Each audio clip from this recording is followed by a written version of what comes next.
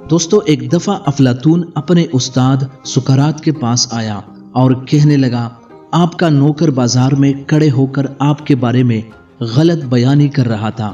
سقراط نے مسکرا کر پوچھا، وہ کیا کہہ رہا تھا؟ افلاطون نے جذباتی لہجے میں جواب دیا، آپ کے بارے میں کہہ رہا تھا۔ اس کے کچھ بولنے سے پہلے ہی سقراط نے ہاتھ کے اشارے سے اسے خاموش کروایا اور کہا، تم یہ بات سنانے سے پہلے اسے 3 کی کسوٹی پر رکھو، اس کا تجزیہ کرو اور اس کے بعد فیصلہ کرو کیا تمہیں یہ بات مجھے بتانی چاہیے یا پھر نہیں۔ افلاطون نے عرض کیا، میرے عظیم استاد، 3 کی کسوٹی کیا ہے؟ سقراط بولا، کیا تمہیں یقین ہے تم مجھے جو یہ بات بتانے لگے ہو یہ 100% درست ہے؟ افلاطون نے فوراً انکار میں سر ہلا دیا۔ سقراط نے ہنس کر کہا، پھر یہ بات بتانے کا تمہیں اور مجھے کیا فائدہ ہوگا؟ افلاطون خاموشی سے سقراط کے چہرے کی طرف دیکھنے لگا۔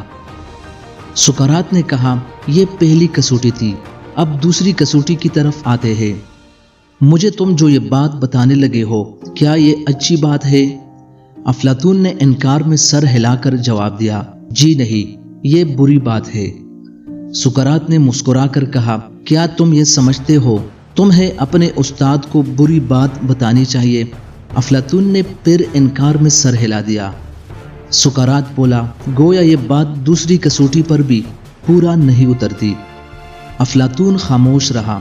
سقراط نے ذرا سا رک کر کہا، اور آخری کسوٹی، یہ بتاؤ یہ جو بات تم مجھے بتانے لگے ہو کیا یہ میرے لیے فائدہ مند ہے؟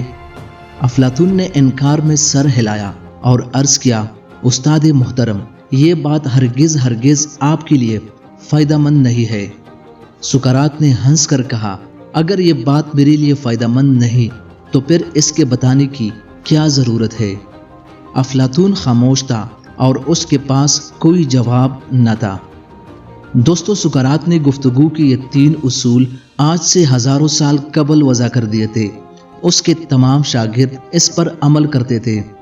وہ گفتگو سے قبل ہر بات کو 3 کی کسوٹی پر پرکھتے تھے۔ کیا یہ بات 100% درست ہے؟ کیا یہ بات اچھی ہے؟ کیا یہ بات سننے والے کے لیے مفید ہے؟ اگر وہ بات 3 کی کسوٹی پر پوری اترتی تھی تو وہ بے دھڑک بول دیتے تھے، اور اگر وہ کسی کسوٹی پر پوری نہ اترتی یا پھر اس میں کوئی ایک عنصر کم ہوتا تو وہ خاموش ہو جاتے۔